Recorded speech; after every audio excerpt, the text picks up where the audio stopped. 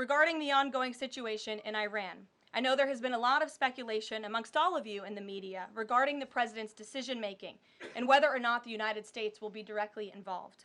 In light of that news, I have a message directly from the president, and I quote, "Based on the fact that there's a substantial chance of negotiations that may or may not take place with Iran in the near future, I will make my decision whether or not to go within the next 2 weeks."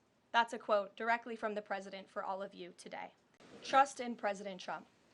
President Trump has incredible instincts, and President Trump kept America and the world safe in his first term as president in implementing a peace through strength foreign policy agenda. And with respect to Iran, nobody should be surprised by the president's position that Iran absolutely cannot obtain a nuclear weapon. He's been unequivocally clear about this for decades, not just as president, not just as a presidential candidate, but also as a private citizen. In fact, I have some quotes for you. In 2011, President Trump said, "America's primary goal with Iran must be to destroy its nuclear ambitions. We cannot allow this radical regime to acquire a nuclear weapon that they will either use or hand off to terrorists."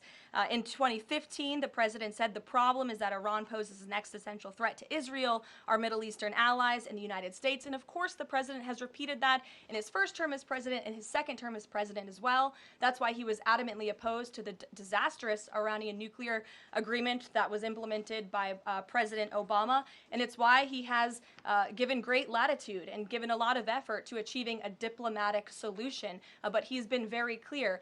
Iran went for 60 days when he gave them that 60-day warning without coming to the table. On day 61, Israel took action against Iran, and as I just told you from the president directly, he will make a decision within 2 weeks.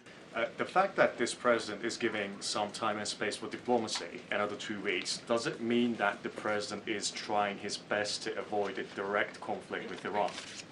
I think the president has made it clear he always wants to pursue diplomacy, but believe me, the president is unafraid to use strength if necessary.